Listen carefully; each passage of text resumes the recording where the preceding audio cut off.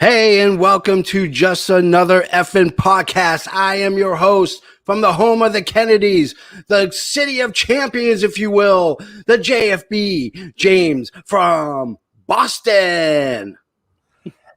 And you may know me as the effing Godfather. You may know me as Fruit Cat's dad. I'm Canada Dry, damn it! Yes, sirree. So we have kind of an unusual episode this week. But before we get into the two topics that we're going to cover, we're going to talk first about some of the news that happened over the last couple of days. One of them being Ric Flair, who was recently released from the WWE, is going to be back in NWA territory. He's going to be there for NWA 73, their big pay-per-view. Very exciting news to have Ric Flair back in NWA. What your thoughts there, Canada Dry? Well, I just think it's so great to have Ric Flair back. Yeah. And it's so fitting because he's so important to the history of NWA. And it kind of restores a bit of NWA's legitimacy. Yeah. Oh, yeah, absolutely. Because when they started, they didn't have that history. They don't have that full history. Yeah. They were buying a shell of what an NWA was, and it's kind of restoring it a bit by bringing Ric Flair in. Yeah, absolutely. I think it's important to fall back on that history, so to speak. You want to make sure that you are acknowledging the past while looking towards the future. And obviously with him being an ambassador for professional wrestling, that's a huge, it's a huge thing for him to show up at NWA 73. So last week, Roman Reigns did a so-called WWE shoot interview, saying that Punk was never good and never as over as John Cena. Then, of course, Friday happens, and I guess somebody debuted on AEW Rampage that goes by the name of CM Punk, and I think he was a little over, just a little bit. Well, I think this was pure Vince McMahon. Yeah. I don't think this was actually Roman Reigns' opinion. Yeah. Because they have to put attention on themselves to put over SummerSlam. So it was purely a competition thing that they were doing there. Yeah, absolutely. And of course, Friday, CM Punk comes out. He is back 7+ years away for the ring, and the pop in the crowd was so loud you could barely hear his theme music hit. They were chanting CM Punk. You hear the very first chords of Cult of Personality, and they just went nuts. 15,000 plus people. They sold out the United Center, and all because of one man. And when he came out, the tears in his eyes really showed you that he was happy to finally be back with someone, a promotion that's going to utilize him both on stage and backstage as well. And he stated later on that the way that AEW handled Brody Lee's death really pushed him over the edge to want to be part of the company. Yeah.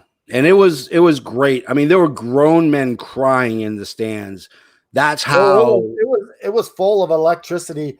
And I can't compare anything I've ever seen in wrestling to that.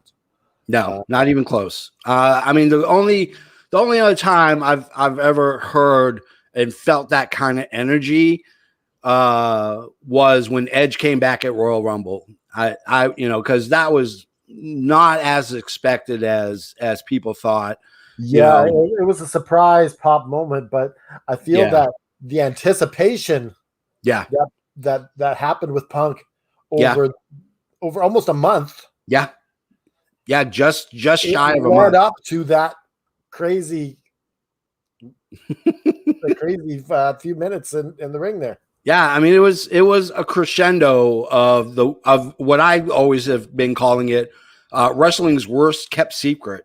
I mean, we knew he was coming. You know, you had detractors who said, "Nah, he's not going to show up. It's just going to be another publicity stunt."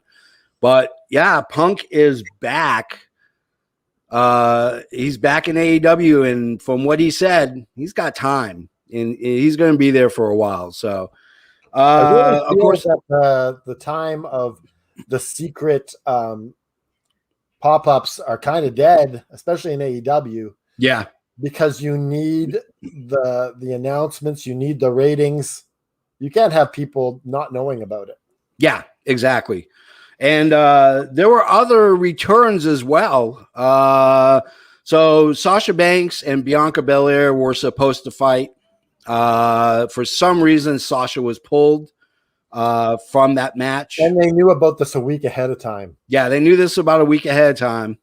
Carmella came out to challenge Bianca Belair. That wasn't going to hold. And sure enough, the man, Becky Lynch, shows back up, walks down the ramp into the ring, takes out Carmella and challenges Bianca, and then squashed her in less than 30 seconds. She just the squashed worst Bianca return Belair. in professional wrestling that I can remember. Yeah. Like, you could have announced Becky Lynch ahead of time. Yeah. You knew Sasha Banks wasn't going to be there. Yep. Involving Carmella, like, and it's just so much disrespect to Belair. Yeah. I mean, to squash her like that, and it took Becky Lynch longer to walk the ramp and get into the ring than it did for her to beat Bianca Belair, and that makes Bianca look weak. Yeah, and you could have had a good match between these two if you built it right. Like, come on. Yep. And of course, if you watch the end of SummerSlam, sure enough, Brock Lesnar comes back, shocks the crowd. He comes back, kind of gets in Roman's face with his goofy smile that he has. And yeah, I mean, Paul Heyman kind of cowered in the corner, and there wasn't any kind of interaction between the two of them. But it's funny that he confronts Paul Heyman, because he's always been a Paul Heyman guy. So it's going to be interesting to see what the dynamic and will be between these two. You know, does Heyman stay with Roman? Does he go back to Brock? What's Brock's long term on this? So yeah, they squashed John Cena. John Cena came back to job out. I really would have liked to see Cena win the belt and maybe even lose to Brock Lesnar the next night. Yeah. I don't know. Yeah, losing on Friday. Yeah. I see Brock Lesnar becoming face, though. Not right away because he beat up John Cena, but that was more of a forced move. Yeah. And I see them totally making him a face character and being the only guy that can beat Roman Reigns. Yeah. So the meat of our episode, if you will, is that we're celebrating our effing birthday. This is the 1-year anniversary of effing wrestling and everything that's in the umbrella with effing wrestling, including our pro wrestling tea store, our 2 podcasts, our AEW prediction league, AFW, the chats, the messenger groups. So I thought it'd be fitting that we would tell our origin story, if you will, and no better person to ask than the godfather himself of effing wrestling, because without Aaron, none of this would be possible. So tell us how it happened. Where did this all come from? I've been wanting to tell this story for a long time, and it's been bubbling.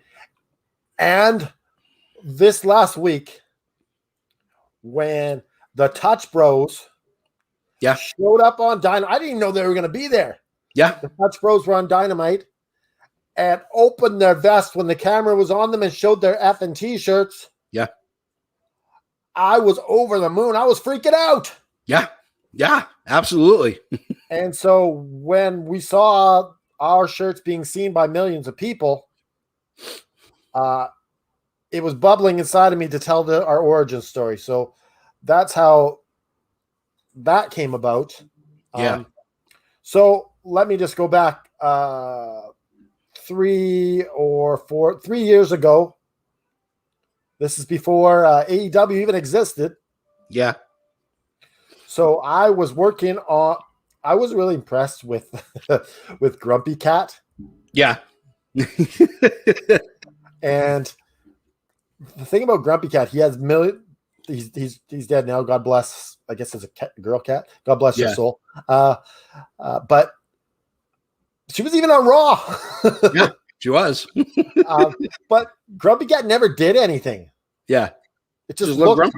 Yeah, it just looked grumpy. And I was like, how is this cat getting so much attention? Yeah. And so I accidentally got my cat eating fruit. So, and I didn't really think much of it. I just thought it was funny. He'd steal my fruit once in a while. And one day he broke into my package of strawberries and it was on the floor. And he was sitting there munching on my strawberries. I'm like, what the hell is this? And so I started filming him eating different fruits. And I thought, well, why not make an Instagram page? And it took off. And it became 20,000 followers. Wow. And that gave me confidence down the road a couple of years later when it was time to create F and Wrestling. Because if it wasn't for having that 20,000 followers on my cat, I don't know if I would have been able to believe that this was going to take off. Yeah. The next thing that happened, and I can't tell the whole story for legal reasons because I still haven't have my claim yet from the insurance company. So I was hit by a car, and I had a concussion, and my ankle had to be surgically repaired. It was facing the wrong way. I got some metal, titanium steel in there, and I have a few scars down there and whatnot. And there was a moment when everything was horrible. Yeah. And I couldn't see any light at all. And I had my best friend from my teenage years commit suicide. Wow. And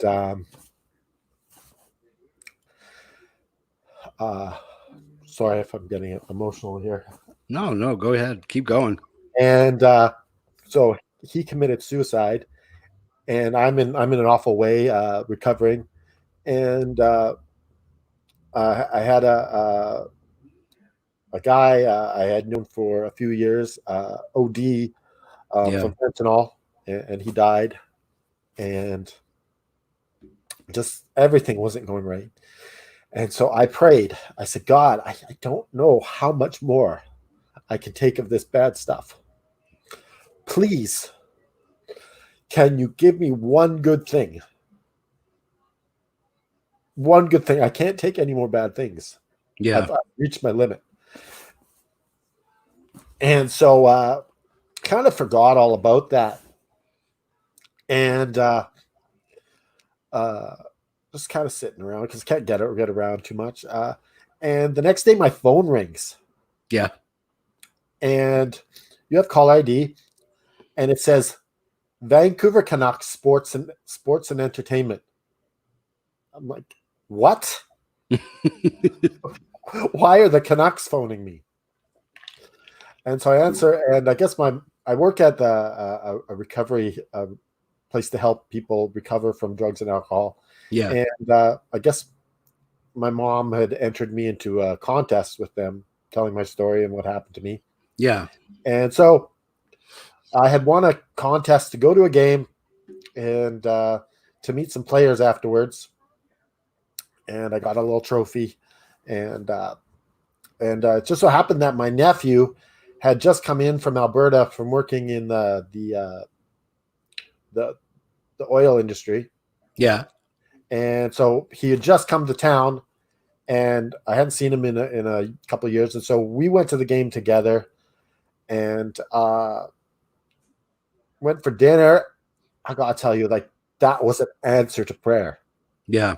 And it was just so cool. And it was almost after that moment that the bad stuff stopped. Yeah. And the good stuff started. And that leads me to the formation of AEW. And I'd always been a closet wrestling fan. Yeah. Because I didn't have any wrestling fans around me. I didn't know anybody, and I'd never been to a wrestling event. And so when AEW formed, and WWE just had gotten pretty bad, and I'm still watching, but Chris Jericho had gone to AEW, and I started watching, and it was just so refreshing. And I was looking online, and friend Kyle, who's been on the show, he started up AEW League, and that's really the very start of our wrestling community is AEW League. Yeah. And we started a little faction there in AEW League called TDS, the Deadly Saints, which you later joined. And just the community that we formed and the bond that we formed there. Wow. Yeah. Just so cool. And we even joked about starting our own prediction league, and we were like, nah, it's not going to happen. and just let me look at my notes here. Where am I? Totally gone off here. So yeah, so that was the start of it. And Spencer and Jacob had started Pro Wrestling Junkies. We don't need to go into what had happened. No, we don't. They had started Pro Wrestling Junkies, and that really caught my attention. Yeah. And then they sorry, who started FSGP? What's his name again? It's slipping Benji. Benji. It started Freshly Squeezed Grand Prix, and just started. He really started something with that, and we're all part of that, and that was really fun. Yeah. And it came down to someone in the league was really causing trouble in the chat, and he had made me a focal point. And it came one day that I'd had enough. And I just like, is this what we're having here? We're having bullying here and just attacking people. Like, this is ridiculous, So I left, and a bunch of people, and pretty much everyone left the chat, and the chat ended up closing. And so I started a new chat and the idea was to have a replacement Freshly Squeezed chat. Yeah. And it was our friend Dallas who said, you know what, that's not right to call it the FSGP chat, because it's not. And I really wanted to call it that, but you know what? We didn't. And so we called it Pro Wrestling Chat. Yeah. And that was the very, very first time that we were our own entity. Yeah. As Pro Wrestling Chat. And Dallas was starting up with JJW and his ex-boyfriend. He was starting up fantasy wrestling league. Yeah. And that, you know what, that was so cool. Yeah. Like it had so, like, what you do is you pick wrestlers. Yeah. And it's like a football league sort of thing, and you get points based on wins and whatnot. And that had so much potential. Oh yeah. But I guess there was infighting in the leadership there. Quite a bit. And so the bad thing that they did was they went to Amino to do the chat when everything we did was Facebook chat. So then they wanted to bring it to Amino. Yeah. And so one day on the pro wrestling chat, we started making fun of Amino, and we just had so much fun that day. And we were just having a good time, just kind of having community. And in the morning, Dallas was not happy. And he said, "You know what? I'm closing. If you guys do this, I'm closing. I'm closing down pro wrestling." And like, he didn't have authority to do that, but you know, he said he's going to close it down. And I thought, yeah, wow, I guess it's time to put up or shut up. Yeah, because I can't have someone closing this down. This is too good. And so, backtracking a bit, I had formed a friendship with Natalia Markova on Twitter, and you know, just helping her promote and just chatting with her. And she had seen what I had done with Fruit Cat, and she was really the first person to really encourage me to form a wrestling Twitter. Like, she just was focusing on Twitter, but I was thinking a little bit bigger. Yeah. And started Effin' Wrestling based on her encouragement and kind of the perfect storm. And so Dallas being very key in our formation. Yeah. It was born out of that. Yeah. And so then we changed the name to the Effin' Wrestling Chat, and that's the birthplace of Effin' Wrestling, is that chat room. And so when I was celebrating birthday, I made sure to go to that chat and we'll always have to keep that chat open just because of that. Yeah, absolutely. And then we had the formation of AFW. Yeah. Which was stolen from us. Who stole it? A fellow named Jose Acosta. Yeah. Who was originally part of the leadership group when we formed Effin' Wrestling. And so me and him had it out, and I put him in charge of it, kind of like Dallas's role now. And, you know, he didn't like kind of following the leadership roles of who's in charge and whatnot. And so he took it over and changed it into Lucha Wrestling or whatever. Yeah. And then so I had to start AFW again. And we're up to 80 people now almost. I know. How awesome is that? 80 people all doing what we love to do, which is predict wrestling matches. And then we come to our podcast. And that's when you really, really took the ball and ran with it, JFB. Yeah. Because I knew that I had to build Twitter. And I knew I had to build Instagram and try to get the Facebook numbers up before I could do anything like this. Yeah. And when you had mentioned at some point in chat that you would like to start a podcast, and I remember that, and I really gave you the ball, and you ran with it. And I'd also like to thank Lewis. Yeah.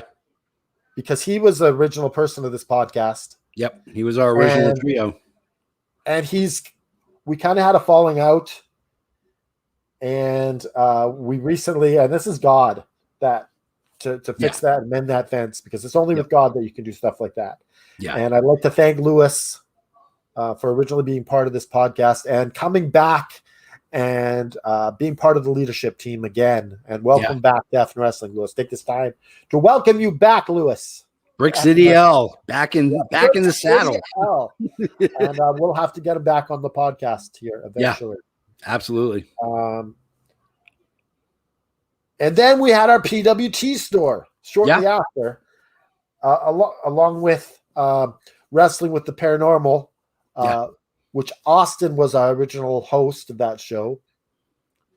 And then he got too busy. And then we brought in Craig, and he's my friend from here in Vancouver. And so, that's pretty much leads up to where we are now. Yeah. So, I mean, it's an honor to do the podcast with you. It was, AFW was probably the best experience I've ever had in terms of, a prediction league. Freshly Squeezed Grand Prix is amazing. The AEW league, which I got in on season 2, was awesome. But AFW is so well run by Dallas, and the attention to detail. We run it like a wrestling promotion. We're getting ready to split our brand into 2 different distinct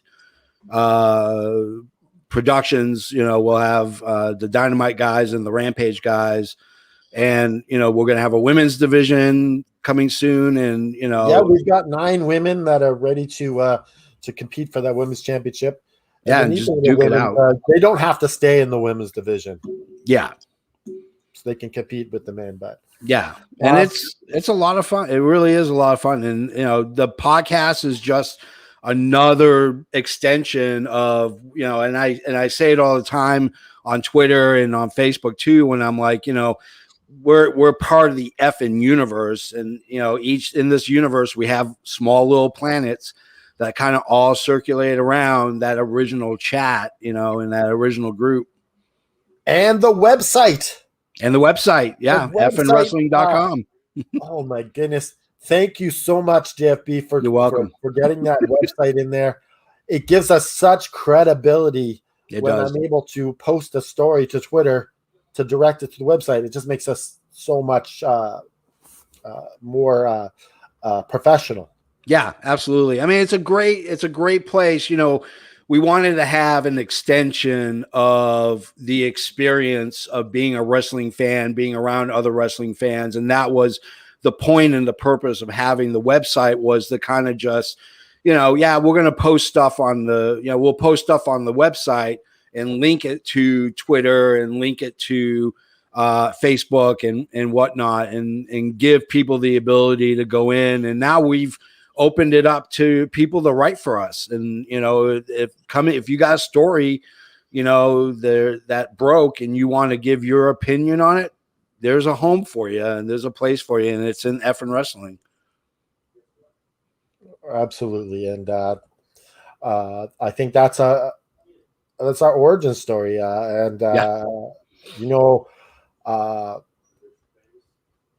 kind of always view things as, it's a door, just walk through it. And if you can't get through the door, it's probably not for you. And that's what effing wrestling was. It's just a door to walk through, and it happened so gracefully and beautiful.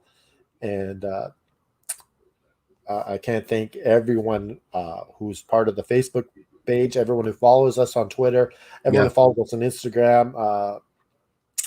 I can't thank you enough. Yeah, it means a lot knowing that it's not just 4 or 5 or 6 of us, that we're thousands and thousands strong on almost every aspect of social media. And it's just like-minded people who, you may have a difference of opinion, you may like this guy over that guy, whatever the case is, but there's no bullying, there's no shaming, everything is, we welcome everybody with open arms. And, everybody's got an opinion, but, nobody's calling anybody names because they have a difference of opinion, and that bullying is not welcomed at in AFW or effing wrestling, at all, the universe. Mm-hmm. This is a peaceful utopia, if you will. Exactly. Man, that was awesome, man. And it's our first year, and who knows what we got planned. What do we have planned for the future, Canada Dry? What do you see in the future? Oh, well, we're gonna grow, and that web page is so important because hopefully it's going to help us generate funds. Yeah. To give prizes to AFW and to like we all, and also don't forget Adrian Adonis is part of we also have Adrian Adonis as a store as well. Just the friendship that we were able to form with Angie and Adrian's widow, and to give the support to start the Adrian Adonis Twitter and Pro Wrestling Tee store, and so any T-shirts that we're selling, we're not making money off of right now. We're just kind of storing it for future kind of stuff. Like, so we're not making any money on anything yet. Yeah, and it's just hopes and dreams still in our first year. Yeah, and there's no way to go but up. I mean, we've started at the basement level, by just being a simple chat room, and now, we have websites, we have, our prediction league, we have all these little planets that circulate around the effing sun, and it's sun. We need a solar system shirt with the effing logo in the middle, with all these different little things and make it look like a solar system. Everything just circles around it, baby. All right, so that's it. So like I said, visit us on Facebook, visit our website fnwrestling.com. We have all our social media links there. You can read our stories that we're breaking all the time, and you can look up about the Prediction League, and there's a link to join the Prediction League from there. And it's just I'm glad that I'm able to go on this ride with you, and with you and Dallas and Haney and Haney, thank you, Haney. Yeah, and all the other guys who really do. Right now it's sweat equity is what they're putting in. There's no payoff for them writing or producing content for us, but there's no payoff for us yet either. So yeah, exactly. Yeah. So SummerSlam was this week. It happened Saturday. I wouldn't say it's the best SummerSlam that I've seen, but I thought to myself, we should probably do a top 5, if you will, of our favorite SummerSlam moments. And so we had a coin flip. You won the coin toss backstage this time. I won finally. You finally got your win in the coin toss. I got the toonie, and it came up on my side. So I'm going to go first. My number 5 is going to be the 1995 SummerSlam. It's going to be Shawn and Razor ladder match number 2. So WrestleMania, the previous year, they had their infamous ladder match. Now, it wasn't the first ladder match. That is Brett and Shawn Michaels had the very first ladder match in WWE. But the Razor Ramon and the Shawn Michaels ladder match at WrestleMania, Shawn came back from injury claiming, I never lost the belt. Razor was the current champ, so they hung both straps up. And they had an amazing fight. So number 2 didn't have the buildup that the original WrestleMania did. It was almost thrown together haphazardly, but they still brought everything to it. There was no buildup. WWE basically pulled this out of their proverbial ass. And gave us a decent match, that in 95, it wasn't a huge SummerSlam. That was a big match in that SummerSlam. It was a slow year for SummerSlam. So the interesting thing about that ladder match is that the previous year, Brett wanted that to be the payoff to Owen and him. Yep. And I guess they said no, and it ended up being in a steel cage. Yep, ended up being in a steel cage. So what is your numero? What is your number 5? No list is complete without if you smell what the Rock. Triple H versus The Rock in 1998. What a great match. You know, I can't say enough about this. Just such a good match. Yeah. Yeah, it was a brilliant, brilliant match. It was for the Intercontinental. Is that what it was for? Was I it for the think IC so. strap? Yeah, it was a really good. I mean, you're getting Triple H and The Rock in their heyday. You Yeah. know, they're at the peak. You know, the acme of their careers, if you will. Um, you know, and you know, obviously, you know, their roads diverged. You know, Rock went to Hollywood. Triple H married into the family, and you know, is now, you know, a suit and tie kind of guy. But yeah, that was an amazing, amazing match. So my number four, for those who know that I love technical wrestling. To me, that is what makes a good match for me, is the technical aspect of the wrestling. And you had no two better wrestlers than 91 Bret Hart versus Mr. Perfect Kurt Hennig. Literally, it was move after move after move after move. It was the most perfect chain wrestling. You know, you're talking about two technical wrestlers at the peak of their performance going after each other. Now, what was really interesting about this match was, and I read it in Brett's book, was Mr. Perfect was actually hurt pretty bad. Yeah, he was. He had a horrible back injury. He was not up to snuff. Brett told him, "Hey, if you don't want to do this match, we don't have to." And Mr. Perfect said, "I respect you and your family too much to not have this happen." And so he whether he took a pill to make the pain go away or he just grinned and beared it. 18 minutes of move after move, you know, a perfect move versus the excellence of execution. And it was an absolutely It was a amazing match. That is my number four. What is your numero quattro?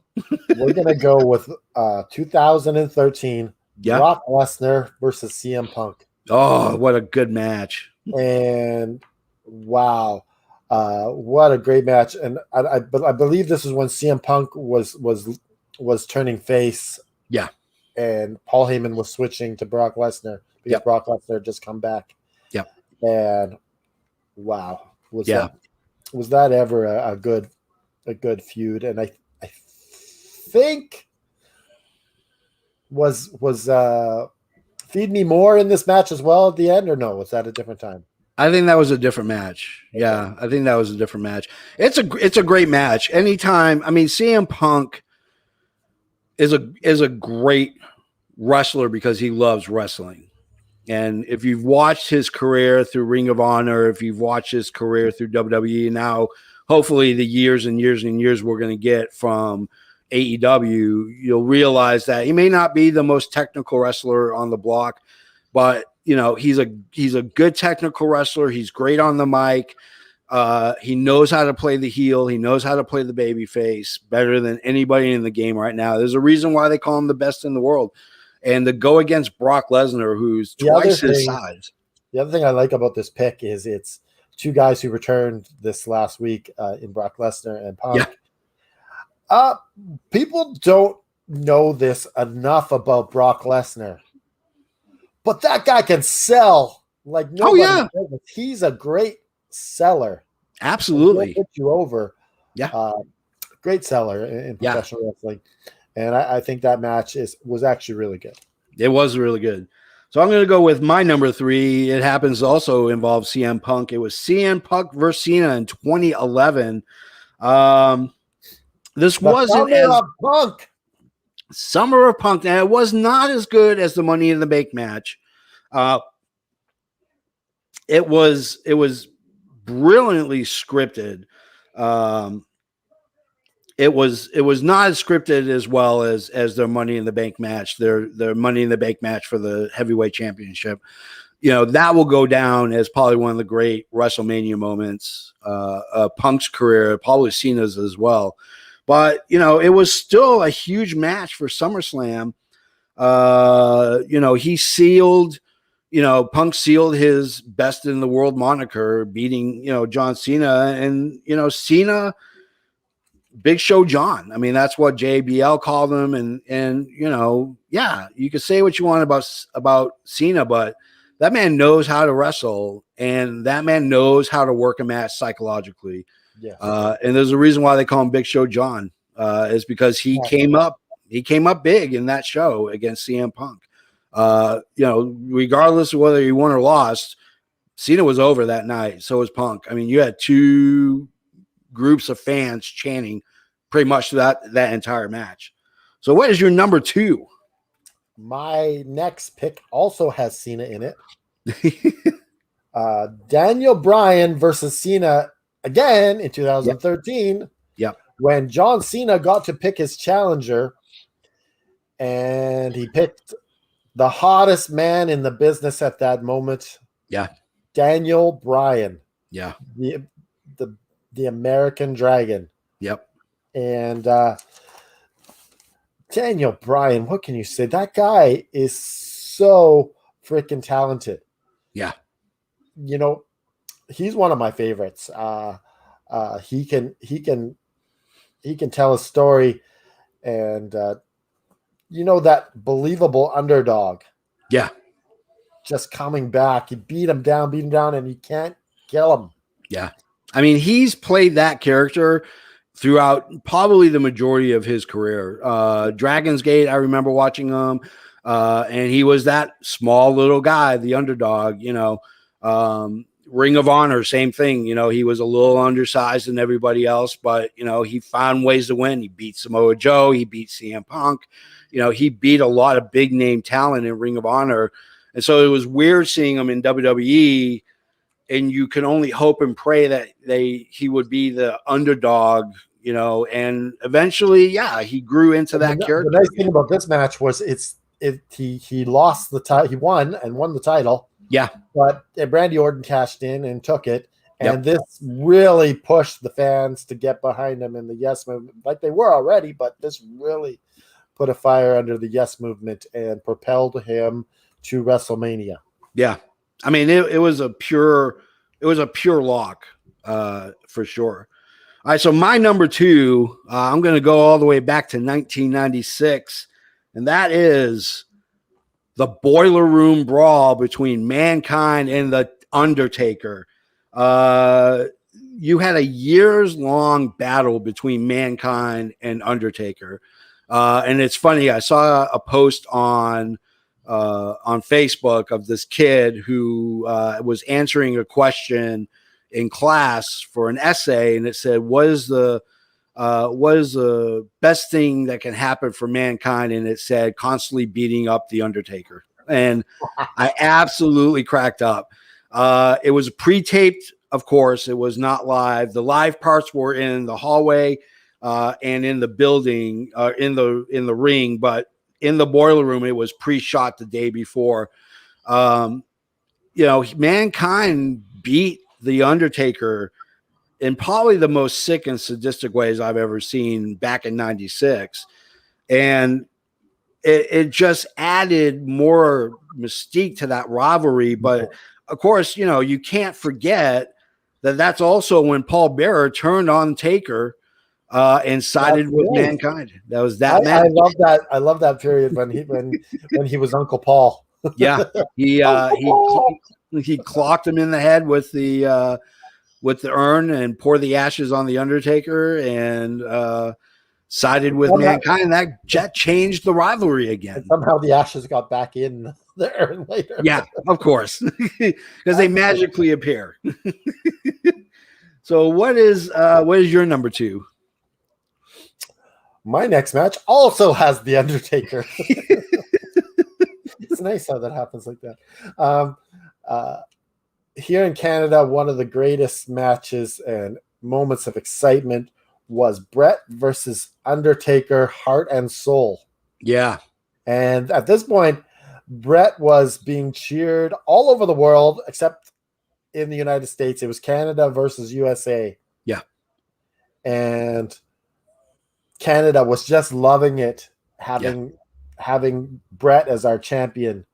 And when he beat Undertaker, it was like we won the Stanley Cup here, and Yeah. people were just screaming and yelling on us on the street. It was so cool when at that moment, and just a great story and great. Brett and Undertaker, they can put on a match, Oh yeah. a clinic. Just they have great chemistry together. Yeah, I mean, Brett has said multiple times that his favorite opponent has always been The Undertaker because the respect that's between them for the business and the art and craft of professional wrestling. He's always said that he holds the matches he's had with Undertaker more dearly than any of his other matches. It's interesting that you're bringing up Bret Hart because Bret is my number one. Of course, this is sneaking segues. I know. See here, I am to me the greatest SummerSlam. Number one, right? This is numero uno. Number one. 1992, the greatest SummerSlam ever in Wembley Stadium in the United Kingdom. It was Bret versus Bulldog for the Intercontinental Championship. This is when it solidified that SummerSlam was going to be the second biggest pay-per-view, if you will, of that of their big four. I mean, WrestleMania, then it's SummerSlam, Royal Rumble, and then Survivor Series is kind of how I would rank them. Yeah. But this had a big, huge feel. 82,000 plus people in attendance at Wembley Stadium. And it was, you're talking about 80,000 fevered fans just chanting and screaming and clapping. Every time the Intercontinental Championship was so important. Yeah. And this is the thing, he defended against his brother-in-law, British Bulldog, Davey Boy Smith. This was the first time a championship other than the heavyweight belt was on for the main event. It was, I'm sure some of it had to do with British Bulldog and him being in his home country, probably played a part in it. But, you're talking about two different wrestlers going at each other. You had the technician wrestler, you had the powerhouse wrestler. Well, beg to differ a bit. Davey Boy could do some technical wrestling. He was quite underrated in that way. He was a good technical wrestler. He was, but he was big. Yeah. He was a big powerhouse guy who could really go move to move, and that was the key. He went move to move to move with Bret Hart and with he went move to move with each and every one of his moves. A lot of counter moves. I think also the build up to this match was probably as important, if not more important, because they play the aspect of, British Bulldog's wife, Diana, who happens to be Bret Hart's sister.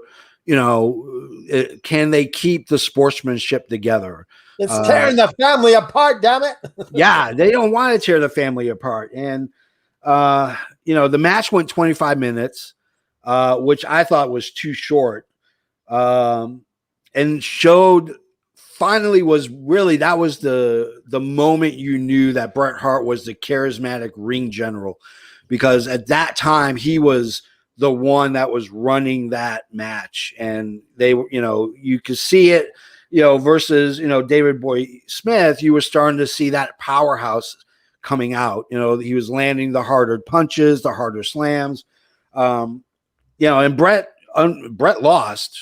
Bret lost the match to, he did the job to Davey Boy Smith, but I mean, I don't think he really lost at all. I think this still is one of my top 10 matches of all time. Is the SummerSlam match between those two. So that is my number one. I mean, I could go on for hours and hours about, this match, but let's go to your number one. And speaking of family rivalries, Bret and Owen in the steel cage. Yeah. The best thing about this match was the buildup. Yeah. You had almost 2 years of buildup to this match. Yeah. It's starting with Bret Hart winning the King of the Ring. Yep. Being the first pay-per-view king. Yep. And then the next year, Owen wins it. Yep. And their WrestleMania match, and what I really, really liked about this match is Bret didn't beat Owen. Yeah. Owen beat himself by getting caught on the cage as they were coming down. Yeah, exactly. And then afterwards, Owen and Neidhart come down and are beating people off, trying to get in the cage, and they're beating the crap out of Bret. Yeah. And so in the end, Owen gets the last laugh. Yeah. And this match was just incredible. Yeah. I mean, here we're going to put you under the learning tree, boys and girls out there listening to the podcast or watching us. Back in the day, WWE used to do very good long-term storytelling. And it wasn't always Bret versus Owen for 2 years. It would be Bret versus Owen for a couple months. Then Bret would go do a match with someone else. Owen would go his different way, but they always found a way to intersect. They always found a way to come together, and they brought out them to Thor and Loki. Yes, they brought out the best and worst in each other, kayfabe style. I mean, you can't. You're talking about two of the best technical wrestlers at that time that this happened. Mr. Perfect was already gone. He was kind of past his prime at that point. But you really saw two of probably the best technical wrestlers in WWE still to this day, just going after each other. And that steel cage match was awesome because you had so many times when Owen opened the door and he went to go and they kept jumping over top of each other, leapfrogging to get out. Yeah. Oh, it was absolutely amazing. It was absolutely amazing. That match that is also in my top 10 wrestling matches of all time. I mean, that shows you obviously my biased opinion about Bret Hart, because the guy is a god among men when it comes to professional wrestling. But wow, yeah, that was that's our list, and I'm glad that we're able to mention so many different great wrestlers in it. Yeah, SummerSlam, there's a lot of hits and misses with SummerSlam, just like there are with WrestleMania, Survivor Series, and the Rumble itself. But yeah, I mean, I was glad that we got to be able to kind of celebrate, SummerSlam that happened the other day, and was able to come and we were able to give our top 5 of what we felt were matches that that were changed us as wrestling fans. So, all right, well, we are at our end. So I don't know what we're going to do next week. It's going to be potpourri. I think we're going to figure it out. We'll figure it out. Yeah, we'll figure it out. We always do. As always, you can visit our website, fnwrestling.com. You can find all our information on there, how to get in touch with us, how to write for us, get into the prediction league, all that fun stuff. On top of that, we have a pro wrestling tees at prowrestlingtees.com/fnwrestling.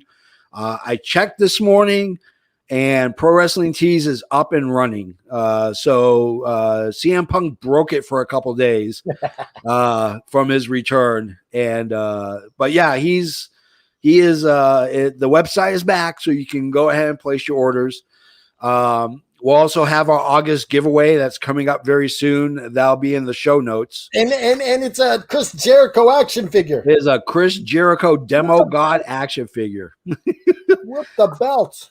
Yeah, with the belt. And yeah, I mean, it's just Chris Jericho, the Demo God. He's got a scarf. He's got his AEW Heavyweight Championship. It's everything that's great about AEW is Chris Jericho as champ. And so on that note, has Hulk Hogan ever gone back to you yet? Well, so here's the thing. I messaged him. I said, "Listen, Hulk, buddy, old pal, I got you a piece of birthday cake for effing wrestling's." You know what he did? He just ignored me. Oh, geez. So, effing wrestling 13. Yeah. Hulk Hogan 0. Canada Dry. Ouch.